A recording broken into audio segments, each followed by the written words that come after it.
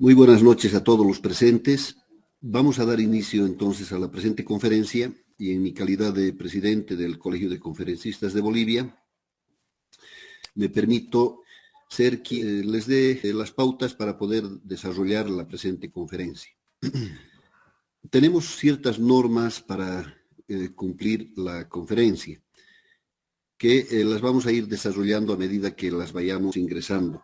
Hay normas para las preguntas, para las respuestas. Una de las normas para que podamos llevar adelante esta conferencia es de que el expositor también evite tocar temas políticos, político-partidarios o algunos temas que lastimen ya sea el honor de las personas o de las personalidades o inclusive de políticos que aunque no estén presentes podría llegar a sus oídos. Es un tanto más esta conferencia del orden educativo y creo que no va a haber problema en ese sentido. Adelante, por favor, Delmar, con su presentación. Gracias.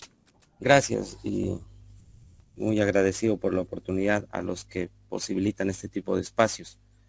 Como bien hemos trazado la meta de esta conferencia, la educación como tema aborda diferentes aristas que no necesariamente son fáciles de agotar o que precisan puntos sencillos de tratar, ya que aunque uno trate de evitar los aspectos políticos, pues la política es tan sustancial a la misma esencia de la actividad educativa como lo puede ser el alma al cuerpo. Sin embargo, vamos a cumplir lo solicitado para poder apreciar esto de una manera más reflexiva y propositiva. En primer término, y para poder ser un poco ordenados, la temática que se va a abordar, como ustedes pueden leer, implica tres partes, ¿no? La primera vinculada a la educación y el yo individual, aquello que nos hace entender que la educación es una búsqueda sobre todo personal, aunque se trate de colectivizar. El segundo punto va a abordar la idea de la educación y el sistema estatal, porque no se puede concebir una educación formal al menos sin la participación del Estado como organización social, política, estructural y jurídica. Y el tercer elemento, la educación como recreación, porque muy a pesar de lo que las personas puedan creer, la educación es también una oportunidad de divertirse, no solamente lo que hacen nuestros teléfonos en nuestras manos y con nuestros ojos es divertido, sino también proponerse una actividad en donde uno pueda terminar produciendo una mejora del conocimiento que tenemos, ¿no? Entonces, propuesto ese escenario, voy a aludir a esta frase de Kennedy, el extinto presidente norteamericano, que nos decía que la meta de la educación es el avance en el conocimiento y la diseminación de la verdad. Dos elementos que son centrales para cualquiera de los tres tópicos que se van a abordar. El conocimiento es inagotable. Entonces la educación no tiene un fin en donde uno termina de hacer algo, ya estoy educado, porque ya tengo cierto grado académico, porque ya tengo cierta edad, o porque la experiencia mía me ha permitido estar en un sector público, privado, estratégico y decir que yo ya hice un recorrido demasiado sustancioso y que a mí nadie me la charla. O sea, podríamos tener ese tipo de aseveraciones, pero el conocimiento, pues al ser inagotable, hace que nosotros tengamos un leve reflejo de este, ¿no? Primera situación extrayendo de la frase de Kennedy. Y otro problema, el tema de la verdad. La verdad para la humanidad, para el ser humano como un corriente del pasado, del presente y seguramente del futuro, pues es poliédrica, porque no hay una sola verdad. Es más, escuchamos a varias personas decir, yo tengo la verdad, esto es verdad, esta es la razón de ser de la verdad. Sin embargo, hacer poliédrica, tener muchas aristas, no es el estandarte único que tiene una persona. El diseminar la verdad es tratar de dar más luz allá donde hay oscuridad. Y eso siempre vamos a tener una responsabilidad todos, aportar un poco, ¿no? O sea, no es una frase cualquiera la de Kennedy y no es una frase demagógica o una frase estandarte o una frase de imposición imperativa, sino es una idea de reconocimiento que siempre va a haber algo por hacer, ¿no? Con esa idea reflexiva voy a abordar el primer tópico referido a la educación y el yo individual. Planteando la siguiente pregunta, ¿no? ¿Por qué educar es diferente a instruir, adoctrinar o simplemente transmitir algo?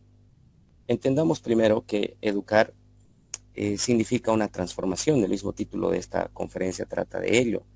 Y la transformación sucede muy lentamente. La educación no es algo que uno vaya y pase simplemente porque ha estado 1 o 2 horas escuchando a un maestro, un docente en un colegio, en una universidad, en un posgrado. La educación no es algo que sea lineal, unidireccional y vertical. La instrucción, en cambio, sí. La instrucción es una orden dada con una consecuencia lógica esperada. Pero la educación también es recambio, cuestionamiento, sobre todo esa poderosa pregunta que se denomina ¿por qué? ¿Por qué estoy aprendiendo esto? ¿Por qué necesitamos llevar este tema en tal asunto, en tal situación? Y aquí un dato, ya está psicológicamente comprobado. Aquellas personas que desde pequeños han tenido una curiosidad por el por qué, y aún siendo jóvenes y adultos no lo han matado o no se lo han matado, entonces van a seguir aprendiendo para sí mismos, más allá de a qué se dediquen o qué estén haciendo en la vida. Entonces, la educación es cultivar ese porqué. Aunque la respuesta no sea tan sencilla, aunque la respuesta no nos satisfaga del todo, aunque la respuesta no sea sino un continuo de otras preguntas más, ¿no? Porque la concatenación de esas preguntas nos va a hacer avanzar mucho más que si no nos hubiéramos hecho la inicial pregunta. En cambio, la instrucción se agota en 1 o 2, máximo 3 consecuencias. La instrucción tiene un fin determinado, objetivo, está hecha para verificación, está hecha para poder encontrar al culpable, para poder definir quién sí hace y quién no hace. No tiene un sentido en sí. Buscarle un porqué es buscar la orden, la fuerza que está por detrás.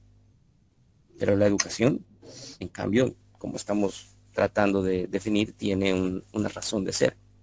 El filósofo lógico y escritor Bertrand Russell, conocidísimo, tiene un libro que se llama precisamente sobre la educación, ¿no? Entonces, él abordaba la idea de la educación desde un punto de vista transformacional, desde un punto de vista de disquisiciones con uno mismo. A pesar de que estoy en un grupo, en un curso, en un aula, o estoy con un grupo de compañeros por esta misma conferencia, cada uno de nosotros tiene distintas necesidades, distintos cuestionamientos, distintas capacidades. Entonces la educación es esa posibilidad renovadora que yo me estoy otorgando. No es algo que estoy recibiendo en sí.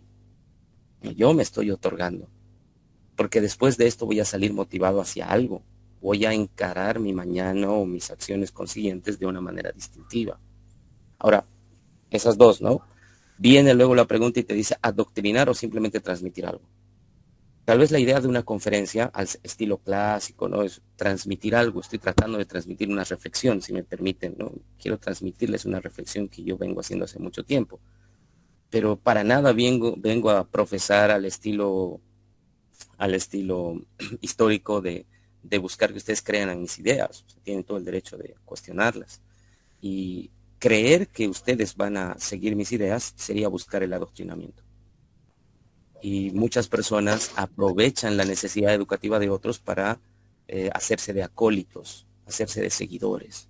Es más, pregúntense ustedes, los que me estén escuchando, ¿cuántas personas son algo solamente porque pertenecen a un grupo? No importa qué se llame ese grupo, colegio de profesionales, una logia, una fraternidad, una comparsa, su grupo folclórico, lo que sea. Porque el ser humano es social, se agremia, ¿no? Hay una especie de corporativismo ahí. Pero muchas veces esos grupos son correligionarios por la doctrina implícita que se va generando o la explícita doctrina que se va compartiendo. ¿Eso es malo? No, no necesariamente. Sin embargo, con el tiempo te separa de oportunidades de aprendizaje o hace que te etiqueten como una persona que está circunscrita a ese tipo de actividades, a ese tipo de necesidades. Es más difícil e incluso más ponderable aquel individuo, mujer u hombre, que puede valerse por sí mismo y aún así destaca. Y aún así es necesario. Porque ha superado ese adoctrinamiento que está limitando las ideas que pudiera necesitar en un contexto educativo. Entonces, miremos, la educación, dije hace rato, nos permite otorgarnos la oportunidad de seguir creciendo a través de una concatenación de preguntas. La instrucción es limitada a una orden consecuencialista. El adoctrinamiento es aquella forma en la que yo voy haciéndome caudillo, aquella forma en la que yo podría terminar teniendo seguidores. Y eso es algo difícil de manejar y eso tergiversa la misma razón transformacional. Los mejores maestros desaparecen cuando la tarea está concluida. O los mejores maestros demuestran que son los mejores a través de sus alumnos, a través de sus educandos, de aquellos cambios que han producido en los demás. Entonces, démonos cuenta que no es bueno adoctrinar. Y aquí, pudiendo citar un ejemplo histórico, el profesor Abimael Guzmán, ¿no? Algunos sabrán que en la región de Ayacucho, en Perú, de tinte maoísta socialista, terminó formando un adoctrinamiento en torno a lo que podría ser cuestionar al Estado peruano y generó un grupo terrorista llamado Sendero Luminoso. Ahí vemos un ejemplo claro de lo que puede terminar siendo un adoctrinamiento, pero había empezado como educación. La justificación era la educación. Entonces, ojo con aquello, ¿no? O sea, muchas veces creemos que la palabra es inofensiva, pero no lo es en este caso. Las doctrinas son útiles de estudiarlas, mas no sirven para enamorarnos de ellas. Porque al enamorarnos de ellas nos estamos negando la posibilidad de compartir, perfeccionar y mejorar otras, de utilizar otras versiones o de ser más pragmático en el uso de estas, ¿no? Ahora, la transmisión, como claramente lo pueden entender cualquiera de ustedes, pues es lineal, ¿no? Parecido a la instrucción. Solamente que, a diferencia de la instrucción, que es una consecuencia directa, la transmisión no necesariamente busca una consecuencia directa. Se está haciendo porque tiene que hacerse, tiene que llegar al confín de las personas, al confín del territorio, y al menos desde el punto de vista del yo, tratamos de transmitir algo a los demás. Una persona ha escuchado las más de las veces que la educación es uno de los caminos para destacar en la sociedad. Yo quiero transmitir a los demás que yo soy estudiante de algo, lo que algún escritor marxista alguna vez denominó como carácter de clase, ¿no? Que yo tenga un libro bajo el brazo, o que yo tenga una mochila en la espalda, o que yo tenga un carnet universitario, o que me vean entrando a una institución de educación, pues transmite algo también. Entonces, en el yo individual de cada sujeto, de cada persona, no necesariamente tenemos claro esta distinción. Que si nos estamos educando, porque nos estamos otorgando la oportunidad, que si estamos recibiendo solamente instrucciones y a la vez reproducimos instrucciones, que si estamos adoctrinándonos implícitamente o ya somos adoctrinados y no nos damos cuenta y defendemos ideas sesgadas corporativas, o que simplemente estamos transmitiendo y nos transmiten algo, ¿no? Somos entes comunicantes vacíos. Y esto lo digo no por el tiempo digital que estemos viviendo. O sea, hace rato mencioné a Bertrand Russell y eso fue como un signo del siglo XX prácticamente. Estamos hablando de 100 años de entorpecimiento humano por todo lo que pasó en ese movido siglo XX. Entonces, esta primera pregunta, como pueden ver, hace que nos cuestionemos a nosotros mismos, o tal vez no, ya lo dirán ustedes, en ¿por qué me educo? ¿Qué estoy haciendo al educarme? ¿Siguiendo una receta? ¿Haciendo lo que los demás hacen? ¿Buscando mi libertad intelectual? ¿Transmitiendo algo? ¿Buscando la etiqueta que me digan que soy formado, que soy una persona culta? ¿No? Pero para eso, pasemos al siguiente razonamiento. Si somos sujetos racionales, y es la definición de Homo sapiens sapiens, hombre que piensa, hombre que razona, y además la biología, la psicología nos dicen que nosotros tenemos esos elementos distintivos de todo cuanto existe, animal y demás, por esa capacidad única, esa racionalidad no solamente se mide en la posibilidad del ser humano de darse cuenta de eso, sino de que nos distingue por algo que lo damos por hecho, que se denomina la palabra. Y como dice acá, resaltado en blanco, ejercer esa racionalidad es una actitud optativa. Porque nos podemos ver limpios, adecuados, amables por fuera, pero la racionalidad debe ir más allá de lo que es la apariencia. Y el yo verdadero de cada uno de nosotros no necesariamente es consciente de trabajar esto. O sea, no, es domingo, ¿no? Dicen, no hay que descansar. Sí, puede que sea cierto. Puede que haya que dedicar a actividades menos extensivas que lo que uno hace de lunes a sábado. Pero no debe dejar de funcionar la racionalidad, hasta en la decisión más mínima. Sin embargo, muchas personas apagan, parece, ese chip o ese punto, no solamente los viernes, sino cualquier momento. Porque como ya sé hablar ya debo saber pensar. Y como ya sé pensar y tengo cierta edad, ya soy adulto, soy considerado ciudadano, pues yo tengo la razón.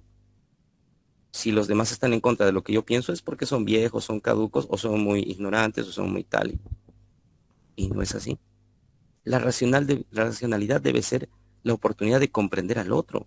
Si cada uno de nosotros comprende mejor la realidad, entonces debemos de otorgar la oportunidad de que los otros se explayen, se expongan, se manifiesten, sin tratar de demostrarles que nosotros tenemos la mejor forma de entender el mundo. Porque nuestro yo educado o nuestro yo buscando educación real estaría ejerciendo la racionalidad de una manera pausada, de una manera coherente, de una manera más tranquila, no tratando de demostrar nada. Por eso es que a pesar de que la materia prima de la educación es la palabra, sin importar en qué idioma nos educamos o cuál fue nuestra lengua materna, ese pensamiento articulado es una actitud optativa, porque no actuamos educadamente todo el tiempo, al menos no todas las personas. Inclusive aquellas que pudieron haber pasado por una de las mejores universidades, no. ¿Y eso cómo lo comprobamos? El caos en el que se desenvuelve el mundo, ¿no? Sin mencionar la región latinoamericana, Bolivia.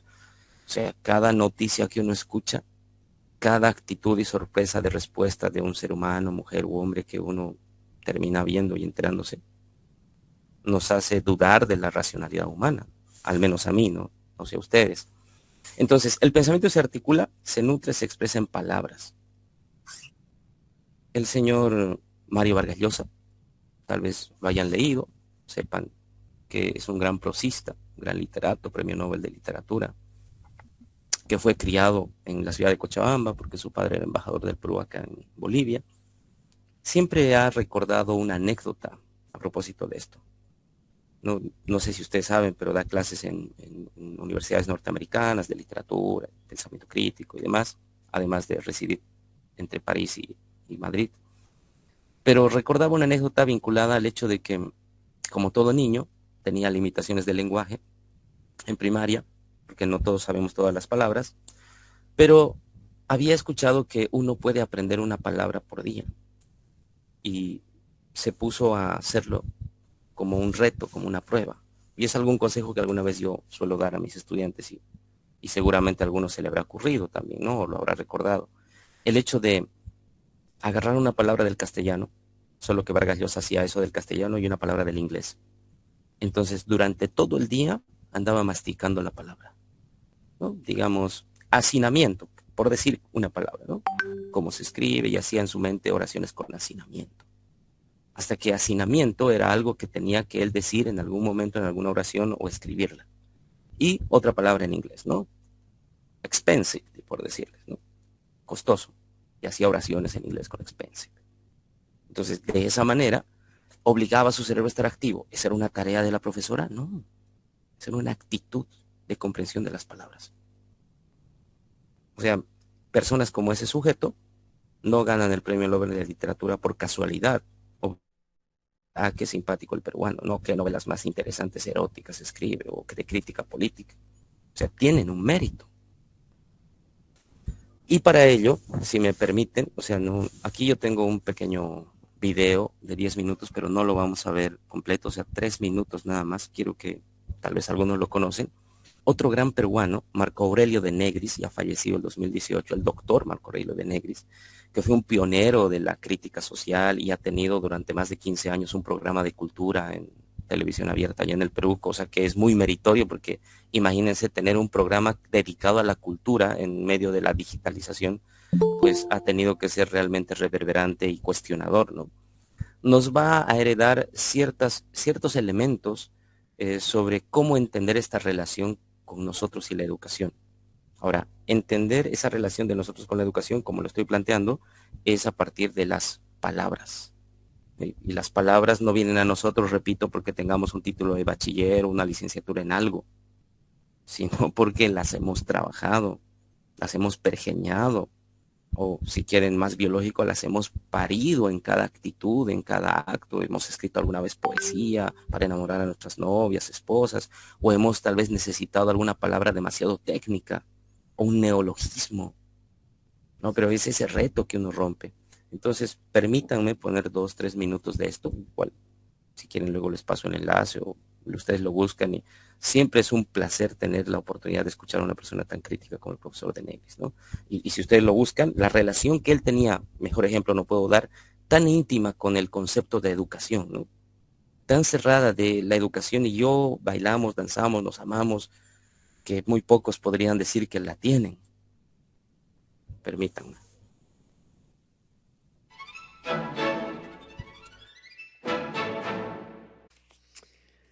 Bueno, pero bien consideradas las cosas, díjeme para mis adentros que el asunto no era un asunto de formato, ni de composición textual, ni de ilustraciones, ¿no? No, de lo que se trataba era del decaimiento ostensible de la lectura. En relación con la lectura hay 3 clases de sociedad: la sociedad ágrafa de oralidad primaria, la sociedad de la lectura de oralidad secundaria y la sociedad informática de visión primaria y de interconexión fundamental. Como ha dicho justamente Giovanni Sartori, estamos en plena videocracia. Este es el gobierno de la imagen. Esta es la regencia de la imago. Y cuando gobierna la imago, la lectura o desaparece o tiende a desaparecer. Es la natural consecuencia de esa regencia. Ahora bien, presten atención a lo que manifestaré enseguida. Antes de seguir, el libro que está citando el doctor Marco Aurelio de Negris es Homo Videns, así se llama, del italiano Giovanni Sartori, uno de los más grandes politólogos que ha tenido Europa y el mundo. Y ahí se concibe un concepto que se llama videopolítica, o lo que él ha dicho, videocracia. Y ese libro fue escrito a finales del siglo XX, mucho antes del boom de las redes sociales. Ya él advertía respecto a la televisión, respecto a ese contenido de imagen, cómo nos íbamos a divorciar de la necesidad de aprendizaje, porque el aprendizaje es cuestionamiento, ¿no? Entonces, si no nos cuestionamos, no aprendemos, porque la imagen solamente es entretenimiento y nos embrutece. Demasiada imagen nos embrutece. ¿Qué relación educativa vamos a tener si solo tenemos imagen en la cabeza? Ojo, y hablaba eso en la televisión, ¿no? Imagínense hoy si estuviera vivo Sartori y estaría analizando el boom de los Reels, de los TikToks y de todo lo que le gusta a nuestra juventud. En Alemania se hizo un estudio, el 2021, sobre cómo afectaba el uso continuo de imágenes a los recién nacidos respecto a niños que no eran sometidos a imágenes, o sea, por pantalla, hasta muy entrado a su niñez, digamos 5, 6, 8 años, ¿no? Los niños que no eran expuestos tan inmediatamente a las imágenes tenían mayor capacidad de concentración, de interacción, tenían menos ansiedad. Sí, es hasta recetario. Y si ustedes googlean y buscan, a propósito de lo que dice el doctor de Negris, los grandes fundadores de startups o de mass media y de redes sociales, como el señor Zuckerberg o el dueño de Amazon, Jeff Bezos, no permiten a sus hijos que usen redes sociales, porque en muchos casos los regulan mucho con el tiempo. Pero nosotros no hacemos eso. Entonces, la relación que nosotros tengamos con lo que entendamos de educación siempre va a estar rota si nosotros no somos capaces de comprender el contenido educativo a través de las palabras. Permítame unos minutos más del doctor de Negris y voy a seguir ya. Obviamente no vamos a ver todo, sino quería que escuchen de boca de él este tipo de reflexión. Cuando en el cerebro se lesiona el centro de Broca, la persona no puede hablar y padece en consecuencia de afasia. Cuando se lesiona el centro de Exner, el lesionado no puede escribir y por lo tanto padece de agrafía. cuando se lesiona el centro de Wernicke, la persona no puede entender lo que oye, sordera verbal. Y cuando se lesiona el centro de Kussmaul, la persona no puede entender lo que lee, ceguera verbal. Pues bien, estas lesiones lo son stricto sensu, ¿no? Como lesiones orgánicas, lesiones cerebrales. Pero lo terrible es que en esta sociedad informática, en esta era digital, se están presentando estas mismas lesiones sin que haya habido una lesión orgánica, una lesión cerebral sensu stricto. Vean, ahora los alumnos, y hay ya varias investigaciones al respecto, entienden cada vez menos lo que dice el profesor. Sordera verbal. Tampoco entienden bien lo que leen, ceguera verbal. Cada vez escriben menos y van a terminar ya sin poder escribir. Agrafía. Bueno, y hablan cada vez menos, tienen un léxico de 50 palabras. Entonces, a este paso van a ser afásicos. Ya, hasta ahí.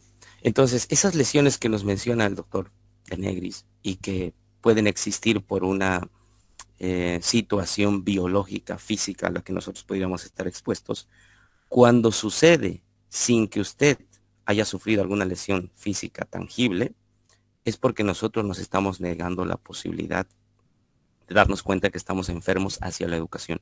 Porque ¿cómo podría yo aprender algo si tengo sordera verbal, si soy afásico, si no soy capaz de comprender algo básico, lenguaje? No importa qué esté estudiando, qué quiera profundizar, porque inclusive para aprender matemáticas, yo tengo que aprender lenguaje. Y el álgebra es un conjunto de simbología que representa números. Tengo que tener un orden, tengo que tener un método, un procedimiento. Si hasta para entender los magistrados, las maestrías y los doctorados en matemática, la raíz cuadrada de un número negativo es una recreación matemática, un número imaginario. Pero tengo que tener esa profundidad y esa necesidad. Entonces, más allá de la charla del doctor, y que en ese video maravilloso y en otros tantos, nos dice que hay 4 ismos que dominan la realidad y que afectan al yo, al individuo, a cada uno de nosotros. Vivimos en una sociedad muy inmediatista, fragmentalista, superficialista y facilista. Y eso hace que el individuo vea a la educación, las más de las veces, como un medio para un fin, o en muchos casos, como una puerta más para acceder a otra cuestionante que es más útil. Por ejemplo, dinero, por ejemplo, un puesto, por ejemplo, una certificación, por ejemplo, hallar contactos. ¿Cuántos no ha habido a lo largo de la historia en este país y en otros países que entran a X universidad o centro educativo solamente porque allí se hacen buenos contactos? No porque se enseña adecuadamente, sino yo voy ahí porque los contactos son clave. Entonces, somos muy inmediatistas porque queremos para allá que nos entre lo que nos está explicando cierto docente. Si tenemos esa relación, jamás vamos a aprender. Porque hay cuestionantes, hay temas, hay unidades de avance que necesitan ser trabajadas en la reflexión. Es como si estuviéramos picando mármol, estuviéramos cincelando algo que realmente va a ser del esplendor del David de Miguel Ángel. Hay que tener cuidado, hay que tener paciencia. Hay cosas que se aprenden al tris-tras, rápido, y hay cuestionantes que deben ser trabajadas. Somos muy fragmentarios. Picoteamos aquí, picoteamos allá, pero no acabamos una unidad trabajada de lo que realmente debe ser el aprendizaje de un área, sea que estudiemos psicología, derecho, relaciones internacionales, ingeniería comercial, lo que fuera. Y es porque ninguna universidad, ningún colegio nos va a dar todo lo que debería darnos. Ni siquiera el mejor o bien intencionado docente nos va a poder dar todo. Entonces, ese fragmentalismo lo combatimos concentrándonos nosotros en aquello que nos interesa, pero por nuestra propia voluntad. Porque si no vamos a hacer una rapsodia, vamos a hacer una especie de trozos que han sido armados a lo largo de lo que fue su proceso educativo y no me voy a dar cuenta. El superficialismo ni qué decir, ¿no?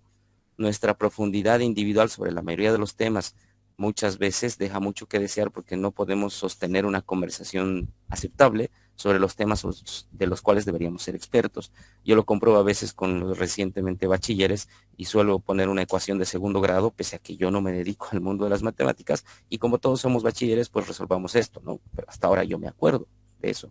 O una operación de reducción-oxidación en química, que tampoco me dedico a eso, por si acaso, ¿no? Pero ahí comprobamos que a pesar de tener un título que dice que somos bachilleres, no podemos hacer algo que llevamos en colegio. O hagamos un análisis literario, un tropos literario que le llamaba mi profesora de literatura. Superficiales. Y si hiciéramos el ejercicio para un profesional ya licenciado en cierta área de conocimiento, seguramente teníamos similar resultado. Es que uno no lo puede saber todo, lo que importa es la práctica, me va a decir alguno de ustedes. Hasta por ahí.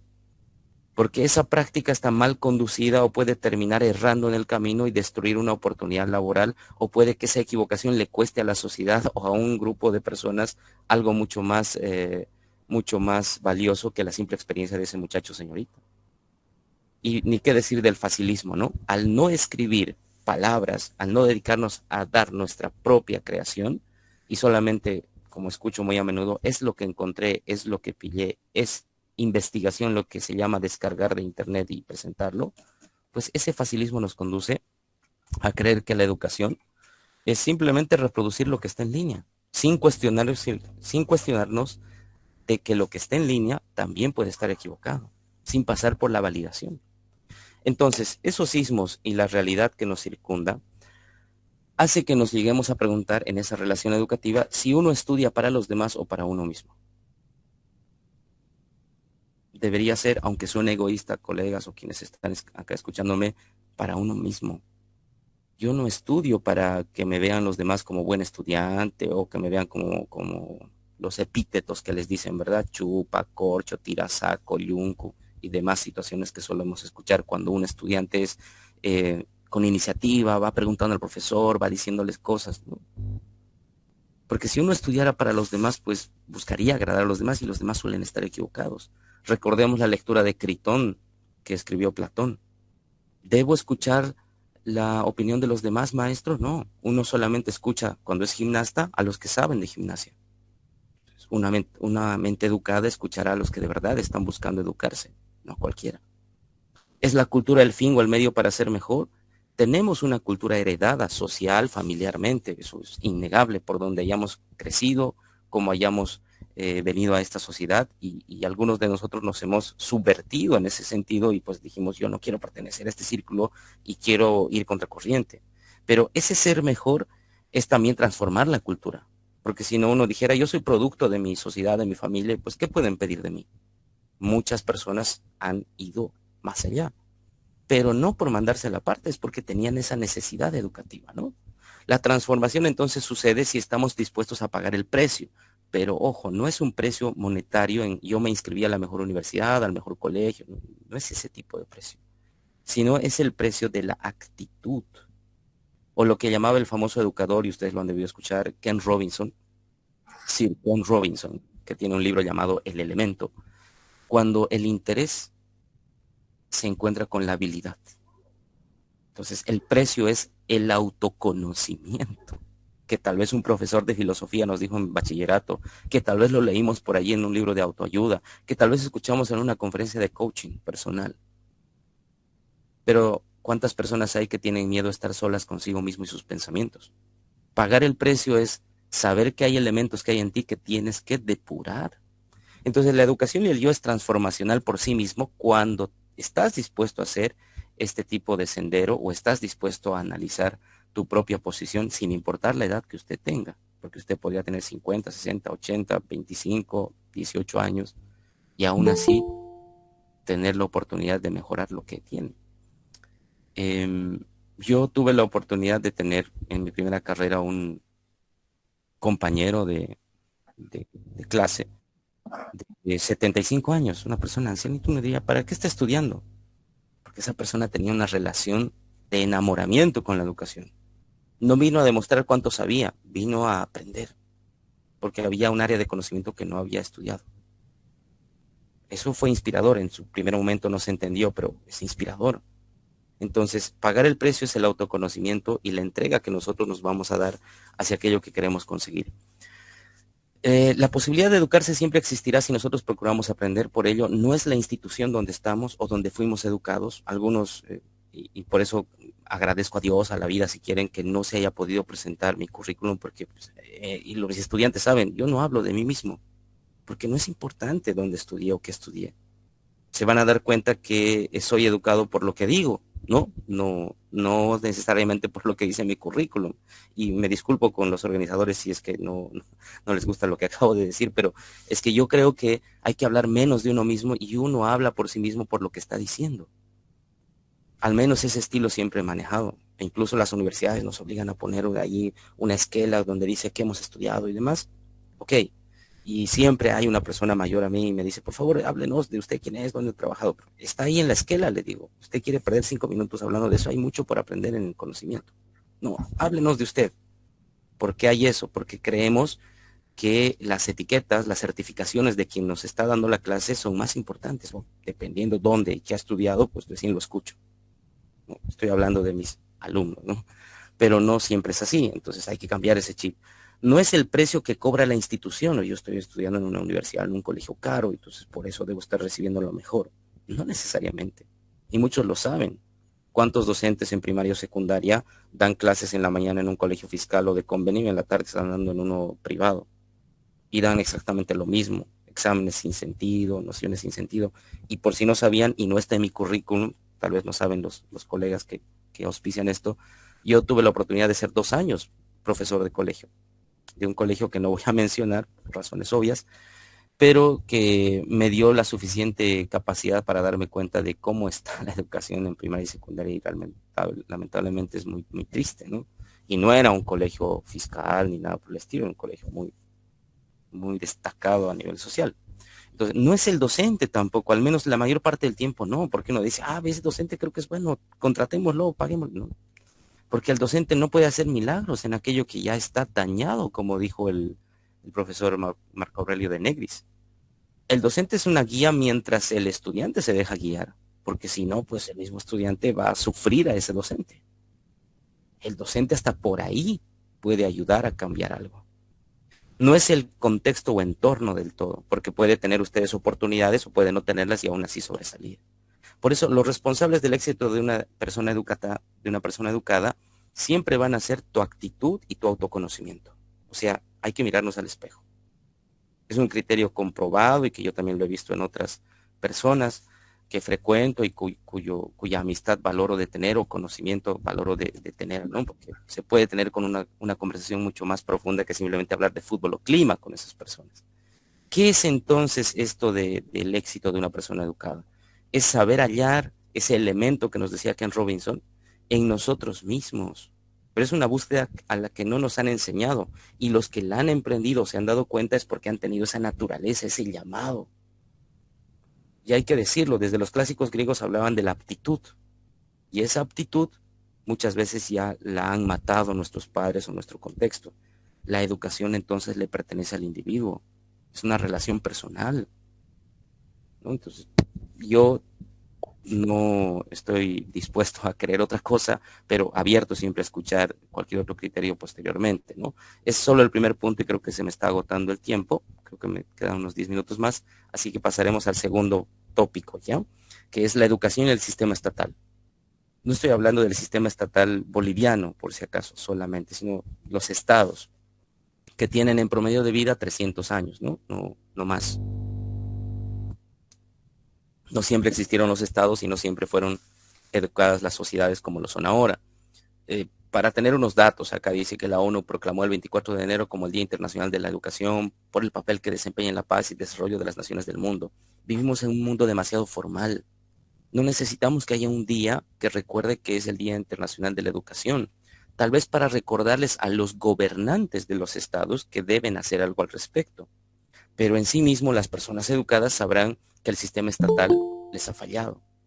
Con ligeras excepciones, ¿no? Podemos ver que en el norte de Europa o en ciertos países, pero aún hay ciertas cosillas que no se trabajan del todo, tienen escenarios educativos muy responsables. Noruega, por ejemplo, te pagan por estudiar, o la libertad que tiene un docente para poder dar una clase de primaria, secundaria en Finlandia, o la oportunidad que tienes por ser investigador y plantearte tú los problemas en Dinamarca.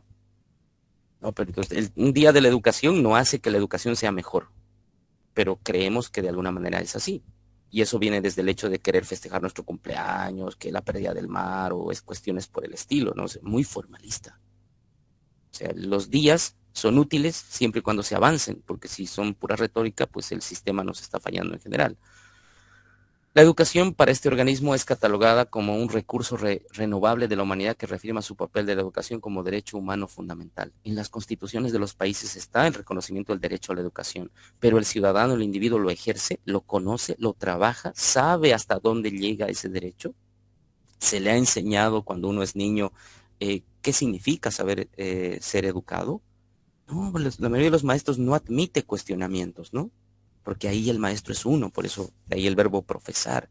Entonces, el sistema estatal, la mayoría de las veces lo que quiere es esa masificación, esa creación industrial de sociedades que sean hábiles para trabajar, pero no hábiles para pensar. ¿Qué transformación nos va a heredar un sistema estatal que simplemente reproduce un formalismo, ¿no? Porque en eso se ha convertido la educación. Ha habido cuestionamientos de por qué pasamos 12 años de escolaridad pudiendo pasar 10, o por qué no llevamos cierta currícula, cuando en el fondo no entendemos que la currícula es todo un proceso paulatino de a poco, no es simplemente cambiarlo de la noche a la mañana. O sea, son elementos que nos hacen ver la necesidad de abordar el tema de manera más holística, ¿no? A pesar de estos desafíos, ustedes saben que siguen habiendo niños sin acceso a la educación, sin acceso a una oportunidad de aprender a leer, escribir, conocer sus derechos, saber cómo funciona el mundo, conocer la investigación, etcétera. Y no solamente acá, en varias regiones del mundo. Y eso, pues, vuelvo a decir, prueba una vez más que los sistemas estatales han quedado en default, porque interesa más el nivel armamentístico de un país, porque interesa más la demagogia que rige un gobierno X, Y o Z, pero no el factor educativo. Yo he escuchado, y ustedes también seguro, cuando un presidente es posesionado, casi en la mayoría de los países latinoamericanos, dice que su gabinete va a ser de primera y va a ser técnico. Y siempre son más entrevistados e interesados por la sociedad los ministros que son de defensa, de hacienda, de gobierno. Pero rara vez lo entrevistan al que se ha nombrado ministro de educación o ministra, o quién es, o si tiene ideas preclaras, o por lo menos si sabe escribir. Ustedes podrán conocer que algunas autoridades suelen tener twitters y demás y ni siquiera saben escribir, son ministros de educación, o ni siquiera saben presentar renuncias. Y no estoy hablando de Bolivia, repito, estoy hablando de manera general. Ustedes pueden ver en México, pueden ver en Guatemala. Entonces, eso nos está hablando una vez más que la educación y el sistema estatal ven de manera muy divorciada el asunto de responsabilidad educativa, ¿no? ¿Es la mejora de la inversión económica la respuesta para que el Estado nos provea de una mejor educación? No necesariamente. Nuestra Constitución afirma que la primera responsabilidad financiera del Estado es la educación. Y antes decía que la más alta función del Estado es la educación, pero que diga que es responsabilidad financiera o que diga lo otro, no hace que funcione así, porque se mete dinero, pero no se mide la calidad. Y no solamente aquí. Muy pocos países del mundo miden la calidad educativa. Usted podría tener una billetera ilimitada como Estado y aún así no va a hacer eso que mejore su educación. Lo que hace que mejore su educación es una reevaluación continua de la misma. Dígame, ¿alguien ha presentado un estudio gubernamental latinoamericano a nivel de CEPAL de cómo ha afectado la pandemia, los cortes educativos y la afectación al derecho a la educación, esto de pasar clases online por una plataforma, por otra, la adaptación de algunos profesores que no pudieron hacerlo al final, etcétera, etcétera? No, ni siquiera tesis de investigación al respecto solemos tener a veces en las universidades. Entonces, el factor educativo no solamente es que le infles plata, es también una responsabilidad evaluativa. El Estado en general es incapaz de comprender un fenómeno tan complejo y dinámico como la educación, porque la educación siempre suele ser de mediano a largo plazo, y los tiempos políticos de los administradores gubernamentales suelen estar vinculados a una elección, una reelección. Entonces, hacer una transformación educativa llevaría 30, 40 años y no están para eso. Por eso hacen reformitas, cambian una ley. Y eso no solamente aquí. Y pasamos y seguimos quejándonos de que es un talón de Aquiles muy, muy fuerte de la sociedad. Los protagonistas de la educación entonces son los educadores y estudiantes. Sin embargo, en los sistemas universitarios públicos, de Latinoamérica, los administradores suelen ser a veces los protagonistas más prioritarios, como si ellos generaran el elemento educativo. Se creen dueños hasta de universidades en muchos casos, o los círculos de poder que manejan ciertas universidades, o los dueños de universidades en el caso del sector privado. Pero el hecho de que haya alguien que necesite ser educado y que alguien que quiera brindar su servicio educativo, eso ya debería producir transformación.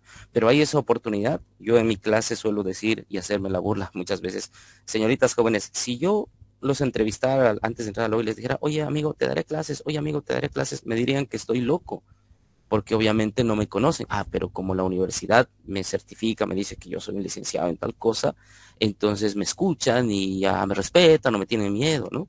Pero nadie se detendría a escucharme 2 minutos si les digo, te puedo dar clases, ven, te enseñaré. Pensarían que estoy loquito, que quiero unas monedas. O sea, la formalidad del Estado ha cooptado el elemento esencial de la educación, esa transformación en la que acude una guía, un tutoraje de una persona que está dispuesta a hacerte pensar para que tú cambies tu vida, para que adquieras algo más de conocimiento, y de ti que tienes necesidad de aprender algo. Pues el sistema ha ensoberbecido eso y le ha llenado de formatos. Muchas veces como docente les digo, yo tengo que pasar mucho tiempo no preparando mis clases, sino llenando formularios, justificaciones, que diseñando planes instruccionales. Tuve la oportunidad de dar clases también fuera de Bolivia y no es así afuera, no necesariamente es así. Entonces, y eso porque toda la excusa, el ministerio lo pide, ¿no? Entonces, el sistema muchas veces debe ser cambiado, ¿no? El sistema educativo no debe ser una camisa de fuerza. Los sistemas educativos en casi todo el mundo son caducos, no responden a la realidad práctica, se ciernen con formatos y estructuras preprogramadas para estandarizar al individuo, al docente, al modelo profesional. Enseñamos para el pasado en muchos casos, nos detenemos en muchos conceptos y no en la practicidad. Y cuando uno trata de darles cuestiones prácticas, pues se sufre porque no se entiende cuál es el propósito de eso. ¿Acaso no hay que memorizar cosas y repetirlas? Entonces, cambiar los estándares suele ser difícil porque el Estado ya lo tiene o lo viene haciendo hace mucho tiempo, ¿no? Importa más el examen, el puntaje, el título, no la experiencia educativa. O sea, ¿cuántas veces no lo he escuchado? No lo habrán escuchado ustedes. No, lo que importa es el título, salí ya. No, o sea, el título muchas veces lo que hace es perjudicar a otros que sí han estudiado bien y que pueden decir que son profesionales en un área, pero tú lo has hecho solamente porque sí. El Estado no se siente en la práctica educativa. O sea, el Estado no es responsable de su sociedad, no tiene una programación de saber cuántos abogados son necesarios, cuántos economistas, cuántos ingenieros. En algún artículo que escribí había citado a Alcides Arguedas y ahí decía ya en ese entonces él que debería cerrarse el colegio militar y las facultades de derecho durante por lo menos 40 años ante la cantidad excesiva que teníamos de ese tipo de profesionales. Obviamente eso produciría un desastre, ¿no? Porque pues es donde más a veces hay alumnado, porque es fácil, porque es seguro. El mismo hecho de entrar al magisterio para un profesor suele ser considerado como algo seguro, ¿no? El sistema privado a veces es una sucursal de buenas intenciones, porque se funda una cooperativa educativa o se funda una iniciativa privada, pero en el transcurso del tiempo eso se vuelve una utilidad y un lucro y no una posibilidad educativa. Los sistemas de convenio pueden mejorar la idea de combinar el mundo con el ámbito privado. Su audio, por favor, alguno de ustedes, creo que está el micrófono abierto. Pero no necesariamente es lo mejor. No se trata de hacer una serie de quejas sobre esto, sino de comprender que el fenómeno educativo en manos del Estado ha caído también en la rutinización. Ya para ir acabando, me imagino que ya estamos por acabar el tiempo, quisiera abordar este tema de la educación como recreación. No voy a ahondar más en el tema del Estado por cuestión de tiempo, pero la recreación no suele estar asociada a la educación porque no solemos entender que aprender es divertido. Es más, tengo tarea, decimos, no, alguna vez, o tengo que hacer un práctico, tengo que hacer un análisis, ay, qué pesado. Pero más allá de cumplir con los requerimientos de la formalidad educativa, uno se puede poner tareas y relajarse y aprender y sentirse realizado. La autorrealización, la autopoiesis que nos hablaban los griegos, tiene que ver mucho con esto. Es algo que nadie más te lo va a regalar y ni siquiera teniéndote $1.000.000 enfrente podrías sentir lo mismo. La satisfacción de hacerlo por ti mismo, de saber cómo funciona. pero tal vez es una práctica que no hemos sabido sentir en mucho tiempo. Ahora, ha habido un exceso al respecto, porque en muchos modelos educativos mexicanos, por ejemplo, y algunos europeos, se habla de gamificación. Uno debe aprender jugando, dice. Y si no enseñas o no aprendes jugando, entonces no lo estás haciendo bien. Porque basta de seriedad, basta de dictados. Está bien, eso es muy caduco, muy decimonónico, pero la gamificación también tiene un límite. Porque hay temas centrales, dijimos hace rato, que no se pueden enseñar riendo, que no se pueden enseñar jugando, o con un Kahoot, o con una sopa de letras. Alguna vez mis estudiantes me dicen que es muy difícil cierta materia y les digo, les haré una sopa de letras o les haré un crucigrama, y aún así eso les parece difícil. Sin embargo, desde el punto de vista educativo por competencias, yo lo estoy haciendo bien porque pues es un juego hacer un crucigrama, una sopa de letras es una especie de divertimento. Pero sin, entonces la gamificación no es la salida. Ni siquiera han aprendido a jugar con el conocimiento. ¿Cómo podría gamificar? Y a veces tengo sendos debates con mis colegas porque creen, no, la gamificación es la respuesta, si los chicos están bien involucrados, o los jóvenes o los adultos mayores se van a involucrar más, ¿no? Porque hay que tener la experiencia y el conocimiento para entender qué cosa quiere ese juego de mí, o siquiera yo he sabido jugar ese tipo de actividades. El compartir una actividad lúdica vincula a los participantes, eso es bueno, y queda más fácilmente en la memoria. Pero repito, hay que conocer bien a los grupos, hay que saber trabajar la idea de juego, y individualmente cada uno de nosotros tiene que recrear un juego o tiene que poderse divertir a partir de eso, ponerse retos, desafíos. O sea, esa realización personal nos vuelve al punto uno, ¿verdad? Siempre va a ser divertido aprender más allá de lo que nosotros somos en sociedad, etiquetas que nos han puesto, o el título que dice que está ahí guardado, que dice que soy licenciado en algo, ingeniero en algo, arquitecto en algo, ¿no? No todo puede entrar en juego por juegos, como que decía, entretenimiento, videos educativos. Han debido tener ustedes o escuchar, y yo aprendo mejor con documentales, con videos. Sí, pero no todo se puede aprender así. No todo se puede volver documental, porque aún el documental tiene carencias o tiene verificaciones que se tienen que realizar. El uso abusivo de la educación lúdica quita seriedad a temáticas formales o necesariamente vinculadas al esfuerzo racional. Esfuerzo racional, que vuelvo a decir, es individual. No hay sujetos similares, ni una pareja se hayan casado, digamos, Juanito con Juanita y tienen la misma motivación de querer aprender, van a ser la pareja ideal. No, pero el camino de Juanita no es el mismo que de Juanito, porque el esfuerzo racional estuvo acondicionado muy diferentemente desde que ellos nacieron. No nacieron uno al lado del otro, ¿no? Venimos de contextos distintos. Casi todo lo que implica jugar aprendiendo termina usando una plataforma digital hoy en día. Por ende, se cree que es divertido si involucra la emocionalidad del teléfono. O sea, pero se han dado cuenta los que han pasado este tipo de ciclos, es más, varios de ustedes tal vez ya están aburridos, estar todo el rato frente a la pantalla, estar todo el rato escuchando, también cansa, se vuelve hasta monótono y te hace dormir. Entonces, no necesariamente un teléfono, una computadora es el medio. ¿Y cómo podemos volverlo más divertido? Hay cosas que no se pueden volver divertidos, repito. Tú las vuelves divertido en pro y en relación con el interés que tú tienes, porque estás en el lugar correcto. ¿Acaso a los pájaros les cuesta volar? Lo hacen con la naturalidad más tranquila, ¿verdad? Planean y todo. Pero cuando a nosotros nos cuesta hacer algo es que tal vez estamos en el camino equivocado. O porque tal vez hemos pasado, corrido y no hemos sabido masticar el procedimiento, el proceso educativo. Entonces, la parte lúdica nos va a ayudar a poder trabajar más lentamente, más tranquilamente esta parte. Ya para concluir, antes de que me digan tiempo, hay una pregunta, ¿no?, que podría dejarles a ustedes para que puedan seguir trabajando el tema. Como dije al inicio, la conferencia siempre va a ser limitada porque no hay posibilidad humana de seguir hablando, no hay tiempo posible de seguir hablando de todo lo que podría ser la educación, pero deben estarse planteando, tal vez, o se plantearon, ¿acaso al acabar el colegio o el posgrado no acabé ya de formarme? ¿No? La palabra formación, ¿no? Es un hombre, una mujer formada. Y aquí tengo 3 respuestas, ¿no? Ven ustedes, hay un tal vez.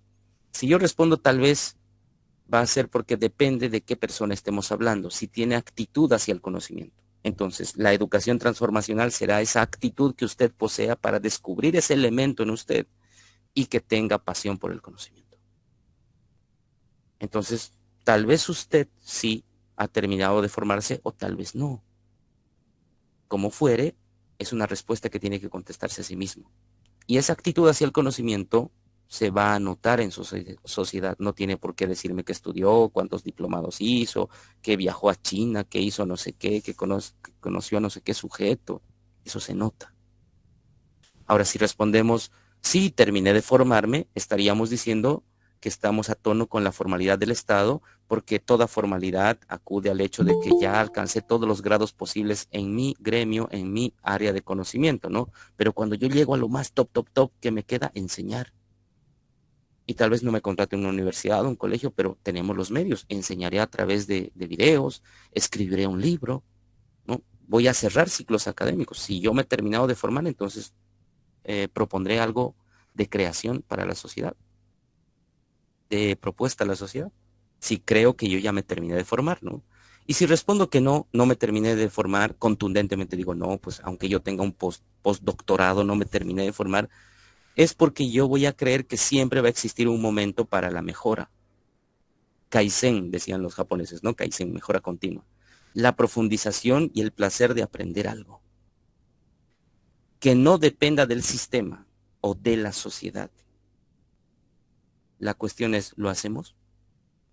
¿Tenemos esa actitud humilde?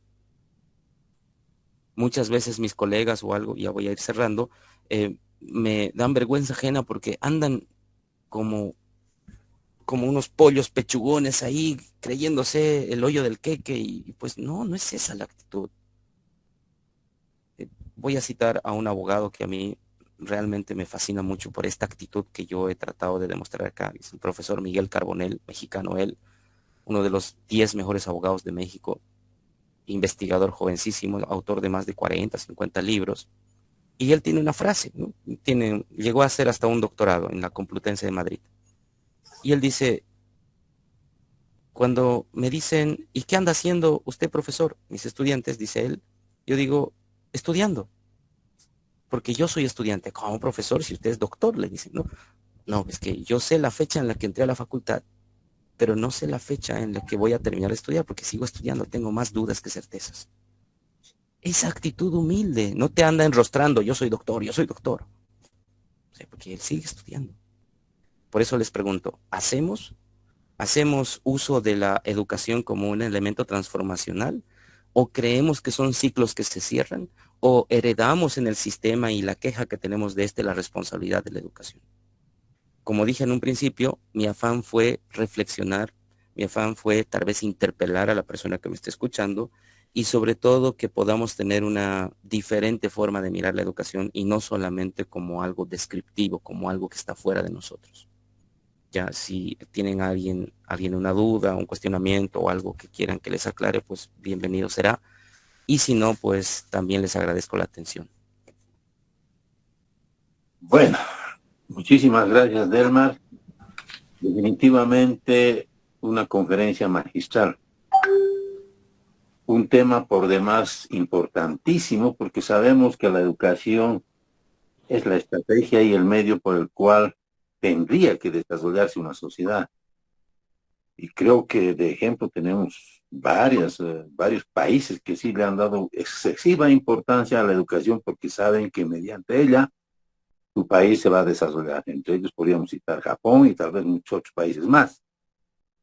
Esta conferencia que tú lo diste, definitivamente, particularmente a mí, me deja azorado, sorprendido, cuánto nos falta en nuestro país dar la importancia a la educación para que realmente podamos desarrollarnos como país, como sociedad, en fin.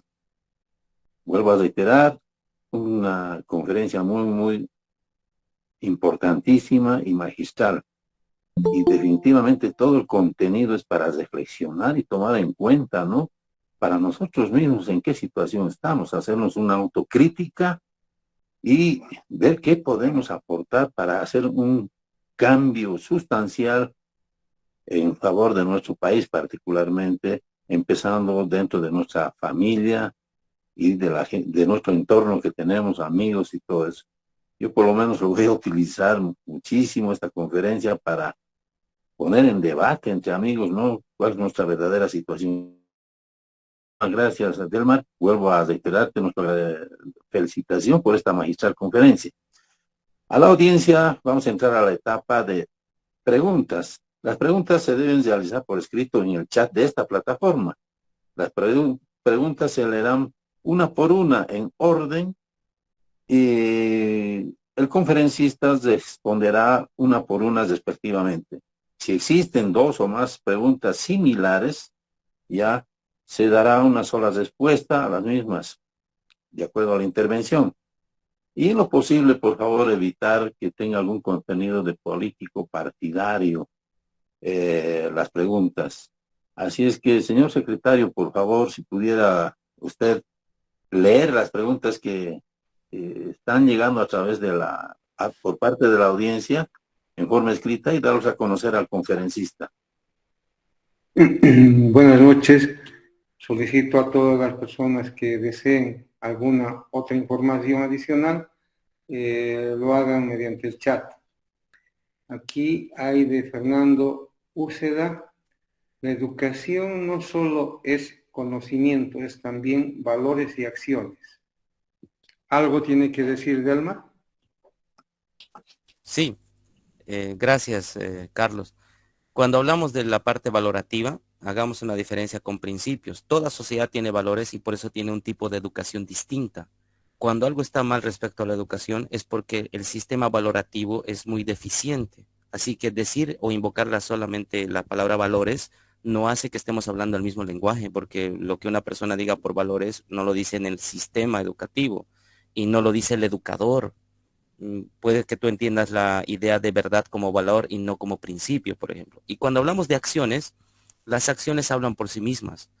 Ha habido una profesora, me acuerdo, en Patacamaya o el Alto, que ganó un premio internacional entre los 50 profesores más destacados porque hizo no sé qué actividad con sus alumnos, sin pedir permiso al sistema educativo, sin pedir permiso al gremio ni demás. Esa acción vale más.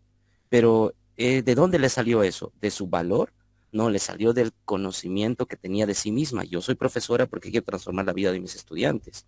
O sea, lo valorativo nos va a venir de la moralidad de la gente, estoy diciendo. Y depende de la moralidad de la gente para que entendamos de qué valor estamos hablando. Ahora, los estados siempre nos quieren transmitir principios ético-morales, como está en la Constitución, o nos quiere transmitir una moralidad, pero eso muchas veces es adoctrinamiento. Entonces, el solamente decir valores no estamos hablando de lo mismo. Es más, ¿cuántos padres acá no han escuchado? Quiero inscribir a mi hijo o a mi hija en un colegio que tenga valores. Ya, pero ¿de qué valores? Porque tú entiendes una cosa por valores y otra, y además no sería mejor que aprendiera por principios. Los principios son atemporales, los valores son mutables. Pero no tenemos esa charla, ¿verdad? Porque no conocemos los alcances de la palabra valores, lo axiológico. Bueno, eso es lo que comentaría. Gracias, Delmar. Aquí hay otra pregunta de Rafaela. Buenas noches, licenciado Delmar.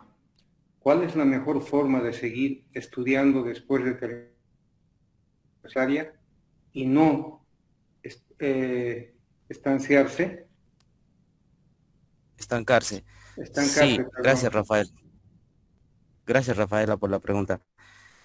Una carrera universitaria y las que existen hoy en día en la oferta universitaria boliviana, pues no se acaban con la titulación. Pareciera que sí, ¿verdad? Porque te gradúas, te sacas foto, tu familia te abraza, pues tú te sientes realizado, está bien. Pero te das cuenta que hay cosas que no has visto bien o que te faltan ver. Entonces, la mejor manera es humildemente reconocer que hay áreas que no las has visto como debería ser y que tienes la responsabilidad de profundizar por tu cuenta. Ahora, eso se soluciona inscribiéndome a un diplomado, una maestría, un posgrado. Si tienes la actitud del autoconocimiento, tal vez sí, pero no necesariamente es el único camino. Tú puedes ser un autodidacta. Tú puedes sentirte en la motivación de profundizar en una área para probar si vas a hacer en esa área la especialidad o ver qué necesita tu sociedad y en ese camino sentir que vas a apoyar más. Pero nunca dejes de profundizar el conocimiento en tu carrera. Ahora, el mayor óbice que tenemos es que lo que tenemos alcance en Latinoamérica está en español. Si nosotros somos bilingües y tenemos el inglés, o mejor si tenemos ahora el chino, o lenguas interesantes como el francés, el alemán, pues vamos a tener otra mirada y otra perspectiva. También viajar te da otra mirada. Uno diría, pero me está diciendo que me vaya de turismo. No, te estoy diciendo que salgas de tu realidad y veas contextos. Eso va a hacer que tú veas qué necesita tu sociedad, qué otras formas de conocer el fenómeno objeto de estudio de tu carrera existen. Porque no es una única forma de conocer tu carrera lo que has aprendido en la universidad. Hay otros mecanismos. Entonces, depende también de la actitud que tú tengas, de las posibilidades, porque a veces queremos estudiar para inmediatamente trabajar, pero sabemos que hoy en día la oferta laboral no es que esté esperando ahí, ¿no? A la salida de los titulados. Entonces, la actitud es lo que yo recomendaría sobre todo. Gracias, Belmar. María Gutiérrez pregunta, ¿cuál es el mejor consejo que podría darle a un universitario en este proceso de aprendizaje? Yo le daría un consejo que lea lo tocó Bertrand Russell: sé curioso, sé curiosa. O sea, por todo y por nada pregunta, porque te van a surgir dudas. Si te están educando en economía, en ingeniería, en arquitectura, tú tienes que preguntar por qué. Acuérdate de la palabra por qué. Incluso, especialmente si los docentes son abiertos. ¿Por qué esta materia es importante para mi formación? ¿Por qué este conocimiento me va a hacer a mí mejor ingeniero, mejor economista?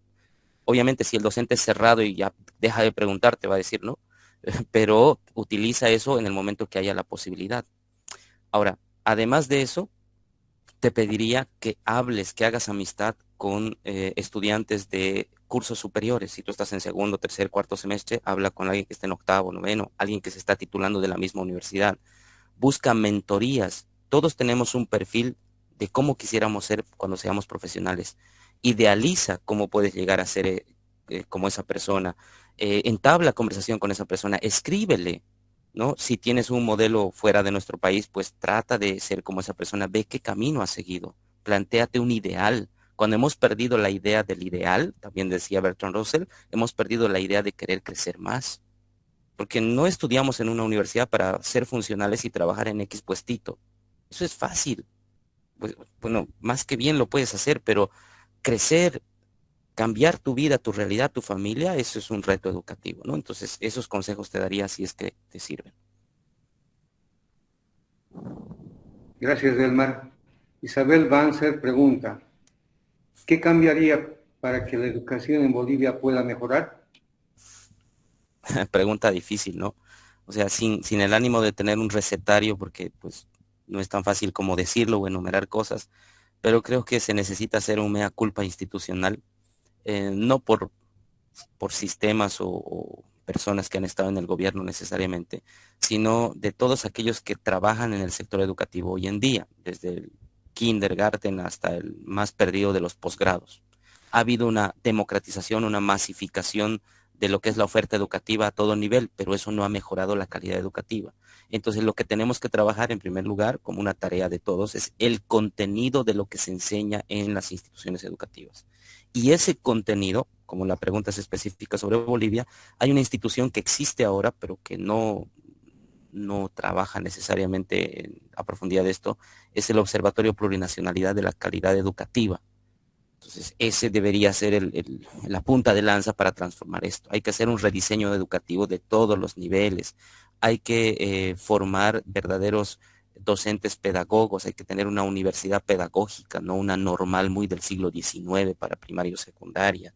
Hay que transversalizar la comprensión de la utilidad de la educación pragmática, digital, vinculada al medio ambiente. O sea, es un reto de por lo menos 30, 40 años. No es algo que nuestros ojos van a ver así. No es que pongamos solo una persona en el puesto clave. ¿Y cómo llegamos a eso? Pues siendo conscientes de lo que necesitamos y cada uno puede hacer su parte. Involucrémonos nosotros en ello. Seamos nosotros la punta de lanza. Hay docentes, hay universidades, hay espacios donde podamos trabajar esto. Gracias, Belmar. Pregunta de Carlos Borja. ¿Cuál sería su análisis de la buena o mala influencia que pueda tener la corrupción con la educación? La corrupción empieza en el hogar. Una persona no es sino el reflejo de la primera y más verdadera educación que recibimos todos, de nuestro padre o madre o nuestro círculo educativo primario, ¿no? Ya en el colegio mejoramos, aderezamos un poco eso, pero la influencia directa es que si crecemos en un medio corrupto y nuestro contexto latinoamericano, no estoy diciendo solo Bolivia, y casi mundial, es corrupto, veamos el caso Odebrecht, casi todos los países involucrados, se suicidó Alan García porque lo iban a prender la Fiscalía en el Perú por ese caso. Entonces, si uno crece en un contexto corrupto, es casi normalizado creer que yo puedo ser parte del sistema o puedo sacar algún tipo de provecho. ¿Y para qué voy a hacer el esfuerzo si puedo sacar provecho de eso? Entonces, una influencia necesariamente negativa. ¿Cómo cambiamos eso? O sea, hace rato una persona habló de valores, yo prefiero hablar de principios. Si uno cree en principios, no importa quién, no importa qué, prefiero ganar poco, prefiero comer lo necesario, prefiero no tener grandes cosas, pero saber que yo no estoy generando corrupción hacia mi descendencia. No están viendo en mí ningún acto corrupto, porque no estoy mintiendo, porque no estoy haciendo trampa, porque no estoy buscando al amigo para que me ayude a entrar a no sé dónde.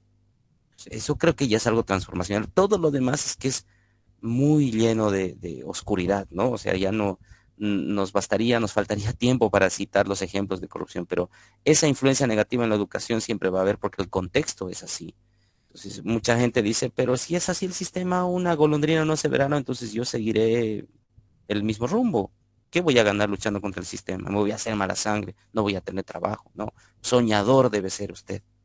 No, pues así como soñador, ya tengo 41 años y pues no siento que me haya ido mal y no pueden tacharme de corrupto ni nada por el estilo. Y eso es algo para mí de enorgullecerme, ¿no? Porque no cualquiera puede decir eso. Y yo he pasado por el sector público, por el sector privado, y como han escuchado, he sido profesor, soy docente universitario. Y bueno, es algo que uno lo ha demostrado, lo puedo demostrar, ¿no? ¿Qué más? Gracias. Fernanda Cortés pregunta, ¿qué recomendación podría dar para la educación, para que la educación sea mejor? Ya, para que la educación sea mejor, tenemos que trabajar en el área institucional del Estado, realmente preocuparnos más de quién va a ser ministro o ministra de Educación, más que si fuera el ministro de Gobierno, de Hacienda, porque está en manos de ese hombre o mujer la planificación, la gestión, la evaluación y todo lo que tenga que ver con la educación, o sea, el factor institucional administrativo. El segundo elemento, hay que trabajar el sector de formación de los que van a ser educadores.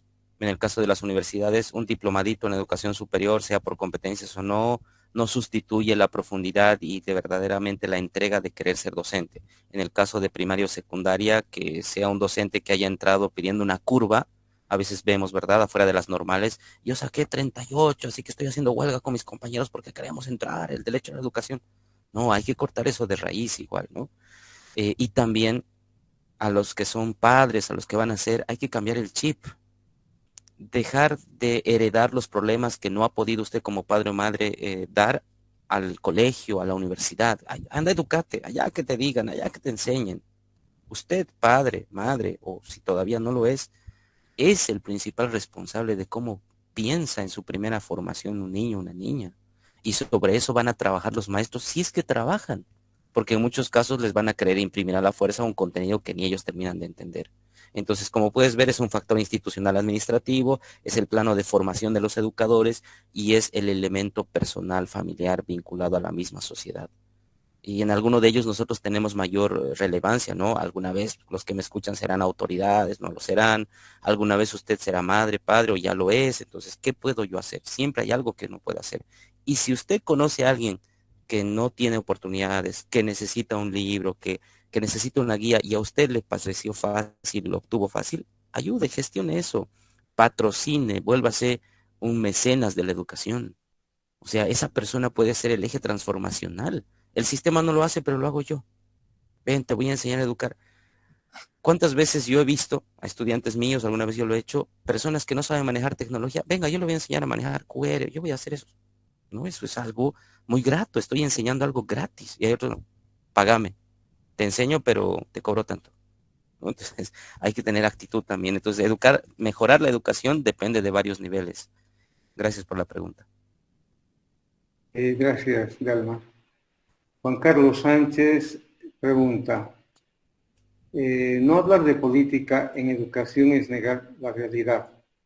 Por ello, la amplitud educativa debería analizar las funciones negativas de los gobiernos y su ideología coyuntural, ¿no cree? Sí, al principio lo dije, o sea, es difícil no hablar de política o de la actitud política. Sin embargo, por el escenario y por el tipo de auspiciadores o de gestión que tenemos en la conferencia, yo entiendo por qué no se lo hace. Además que si se hiciera, póngase que hubiéramos agarrado esa perspectiva, yo lo hubiera hecho, terminaría siendo una cantaleta y una queja como una especie de plataforma popular para decir esto está mal y aquel y este sujeto y el otro hizo esto y el otro, que no nos conduce a nada. Mejor es reflexionar sobre lo que hemos hablado o algunos elementos que han salido de sus propias preguntas y el elemento político lo trabajamos desde la individualidad. Yo lo voy a responder con derecho, o sea, hay una sentencia constitucional, la 1283-2016, que dice que la ideología o la afición política es parte de la intimidad de uno. Voy a entender que el Colegio de Conferencistas y mi persona no ha querido meterse con la intimidad de cada uno de nosotros para no herir susceptibilidades, ¿no? Ahí le estoy dando una respuesta en conocimiento. Sin embargo, de que es necesario lo que está pidiendo el caballero joven que preguntó, sí es necesario, pero creo que este no es el escenario. Gracias. Judith Calizaya dice, según Edward Hudson, la inteligencia emocional es mucho más importante que los valores y los contenidos académicos. Lamentablemente en este país en muy pocas escuelas y colegios es prioridad. Correcto. La inteligencia emocional, la inteligencia espiritual, incluso hay ahí libros que trabajan esa idea, o las llamadas habilidades blandas o soft skills, son aquellas que no necesariamente nos han enseñado y que muy rara vez las tocamos, pero que podemos auto-otorgarnos. Sí es más importante, o por lo menos llega a compensar, porque de nada sirve ser unos cerebritos. Los cerebritos por sí mismos no gobiernan el mundo. O sea, necesitas una gestión de interacción. Y eso tienes que saberlo dosificar tú, porque te das cuenta que te falta. O sea, el autoconocimiento te va a hacer ver, yo necesito mayor inteligencia emocional, resiliencia, empatía, compañerismo. Y ojo, no quiere decir compañerismo de, yo te copiaré el examen o yo te haré el trabajo y diremos que hemos hecho los dos. Eso no es compañerismo. Compañerismo es molestar al otro para que también por sus propias fuerzas realice la actividad, crezca. O sea, es otra idea que tenemos que hacer. Entonces, trabajar todos esos elementos a nivel institucional, a nivel personal, se necesita, es importante hacerlo. Si conocemos esos conceptos, pues trabajemos en ellos. Si tal vez manejamos esa realidad, yo tengo una gran inteligencia emocional, pues necesito tal vez trabajar otro tipo de inteligencia, la lógico-racional. ¿No? Pero de que necesitamos aprender algo, necesitamos aprender. Gracias. La última pregunta, Richard Chávez. ¿Qué debe predominar en la educación ante las ideologías políticas? Eso tiene que ver con la primera parte que mencionaba del adoctrinamiento. Una ideología política surge precisamente porque hay cierto convencimiento en un grupo primario, en una persona que nos ha causado un impacto y que ha demostrado tener cierta capacidad de aplicación y de verdad. Y esto se ha dado principalmente entre el siglo XIX y XX. Pero el siglo XXI donde nos encontramos, si bien tiene esos resabios, esas consecuencias ideologizadas, principalmente en la región donde vivimos, no debería nutrirse de ideologías, deberíamos tener una especie de repelente ante las ideologías, porque lo que hacen es cegarnos o volvernos fanáticos. Y esa obsesión por demostrar que mis ideas son superiores a las de otro o a las de aquel grupo, no sé qué, suele hacernos perder la oportunidad de grandes personas que podrían contribuir a una transformación real. Entonces, ¿cómo nos protegemos de esto? Hay una herramienta desde el MIT, ustedes saben, la mejor escuela de ingeniería del mundo, y lo pueden buscar, está en un artículo de la BBC, dice que para ellos, la mejor escuela de ingeniería del mundo, es más importante el pensamiento crítico y el trabajo en equipo que el álgebra. Yo nos diría, pero ¿cómo puedo ser ingeniero con pensamiento crítico? Es que el pensamiento crítico es el uso de la razón. Es el evitar falacias, es evitar sesgos cognitivos, es conocer cómo funciona tu cerebro. Tú vas a imponerte a otra realidad. Ay, no sé, se cortó creo brevemente. Evidente, ¿Me Delmar. escucharon? La última, ¿podrás repetir? Gracias. Ya. Decía que es más importante ese repelente del pensamiento crítico que creer que uno ya hizo algo porque fue a una X, Y o Z universidad o centro educativo. O sea, el pensamiento crítico es un repelente ante las ideologías porque te permite ser empático, intelectual, te permite abarcar mayores elementos. Dense cuenta, colegas o amigos, la mayoría de las universidades, aunque no les enseñen bien en Latinoamérica, han insertado esa materia, pensamiento crítico, pensamiento lógico y crítico.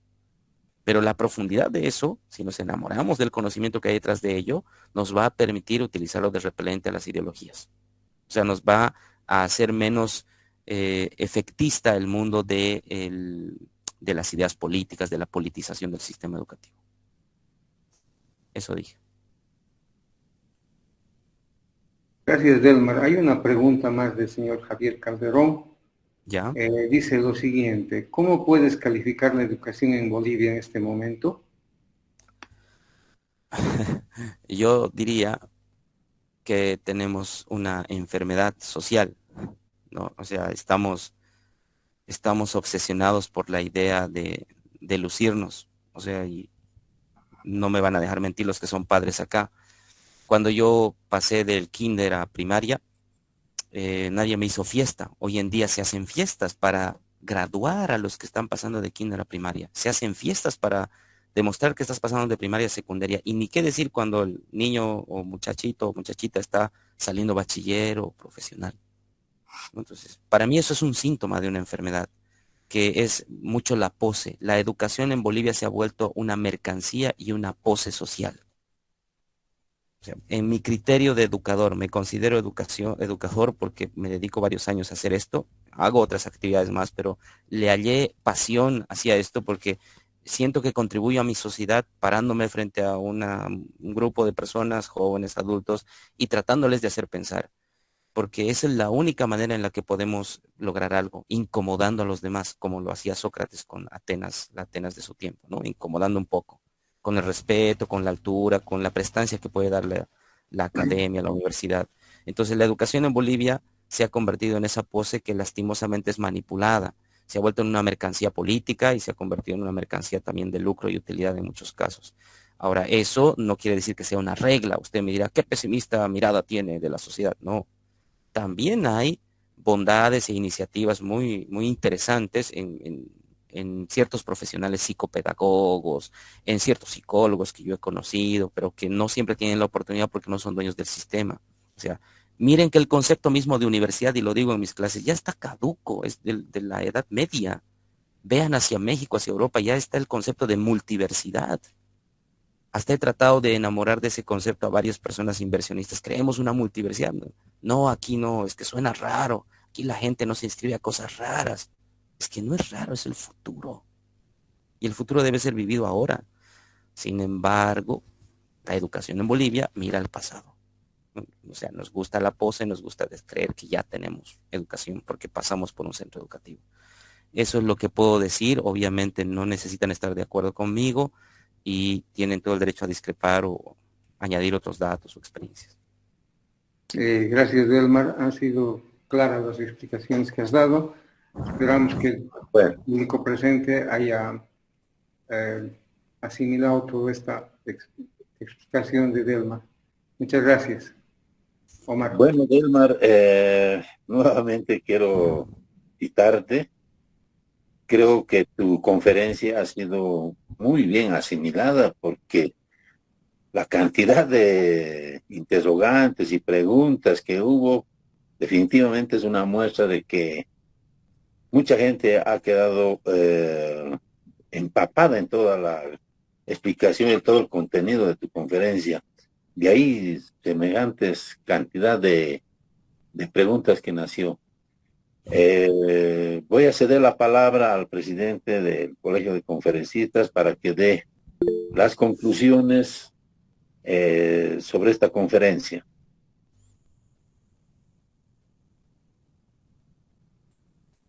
Coronel Borja, Carlos Borja.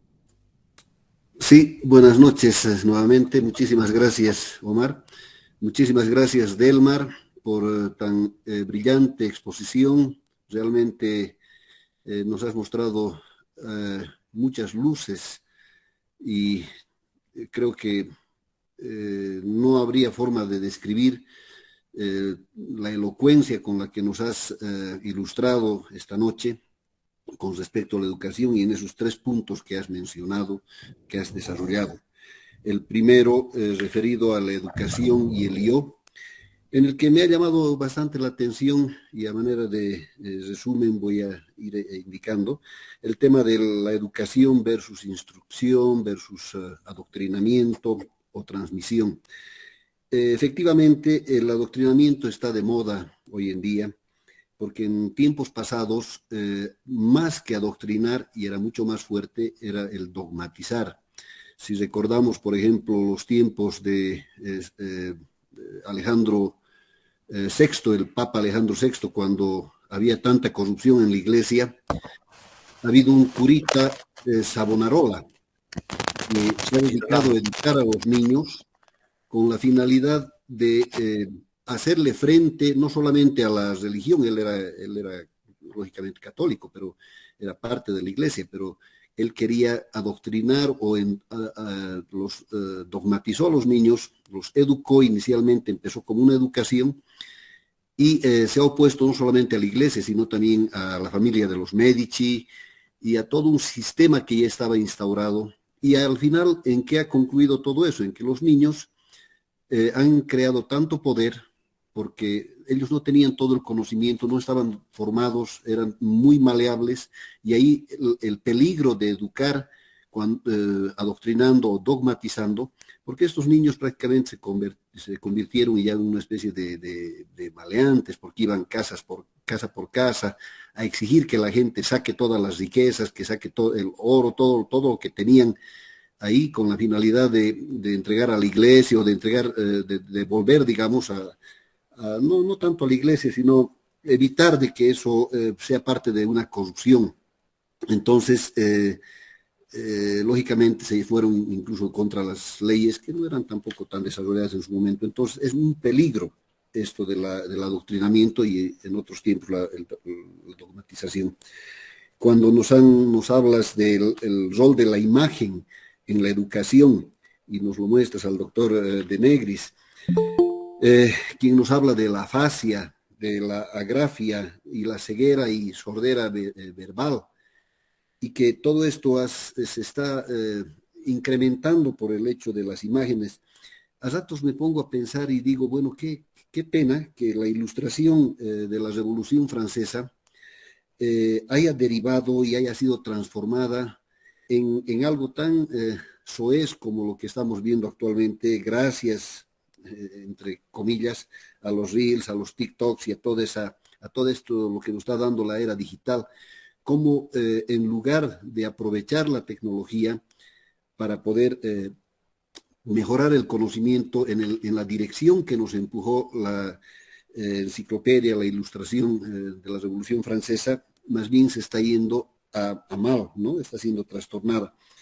Y no existe esas lesiones orgánicas que mencionaban o biológicas, físicas que tú mencionas, para que todo esto se esté dando, simplemente es por una desviación que estamos sufriendo.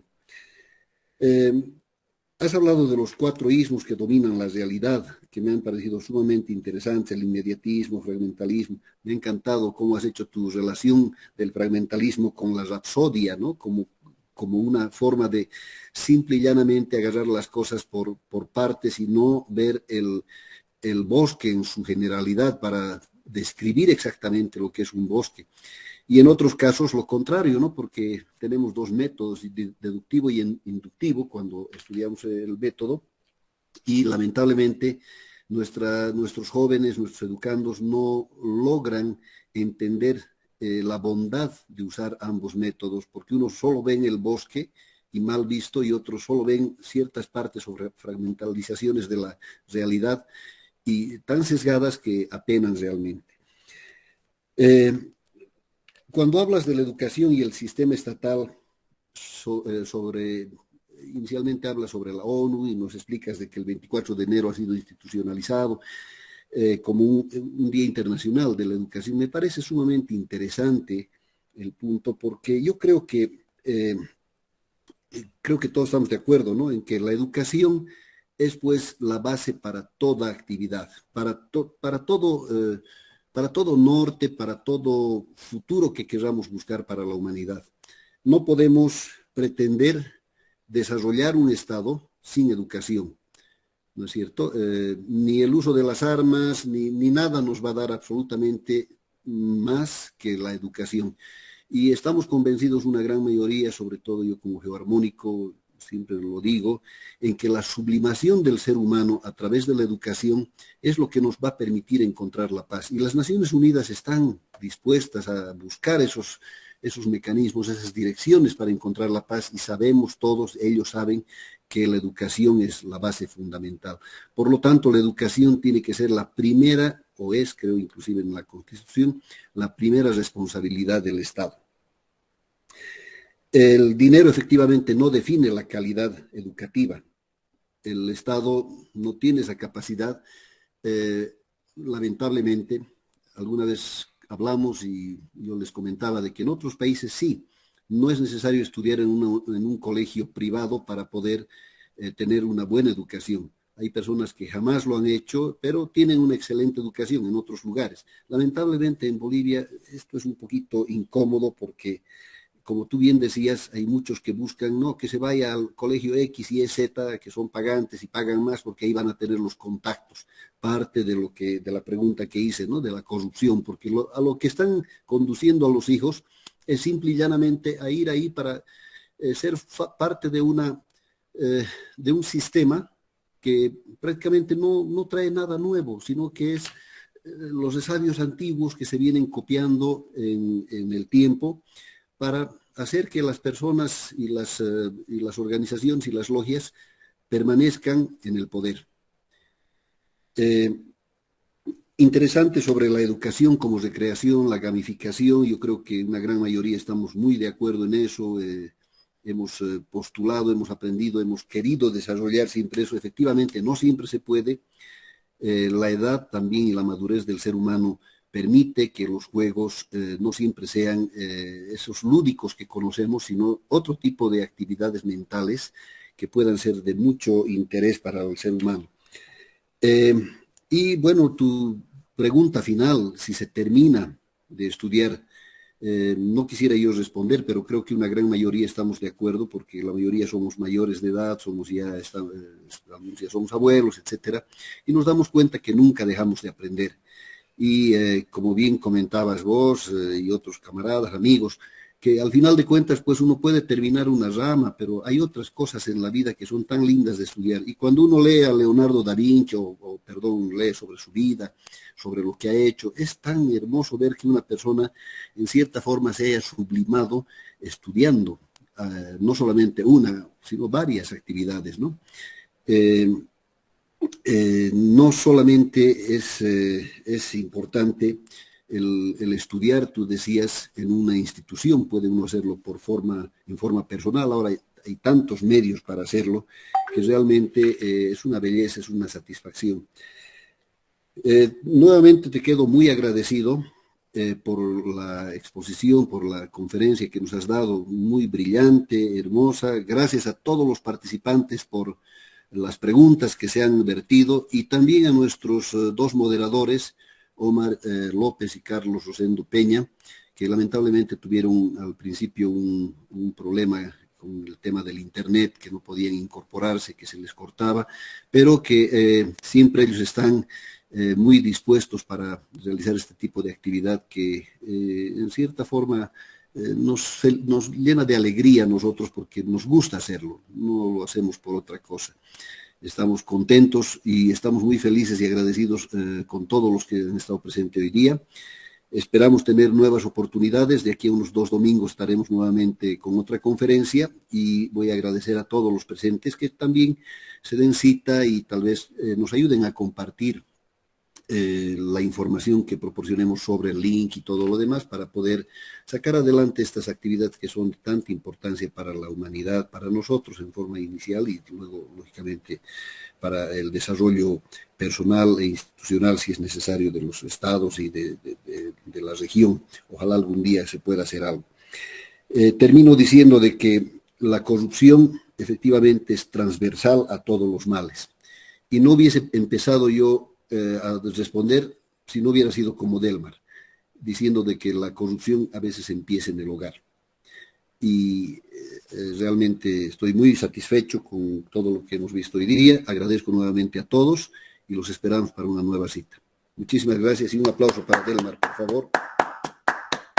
Gracias. Gracias, coronel, y a los auspiciadores, moderadores y público asistente, y espero que la semana que inicia mañana sea propicia para sus intereses y actividades y trabajo. ¿Ya? Un saludo hasta donde estén y que les vaya bien. Gracias, Delmar. Hasta luego a todos. Gracias. Buenas noches, Delmar. Hasta luego, coronel Sevillano. Hasta luego, Fernando. Delmar, felicidad nuevamente. Un abrazo. Gracias. Un abrazo, un abrazo. Gracias. Un gusto a todos. Chao, chao.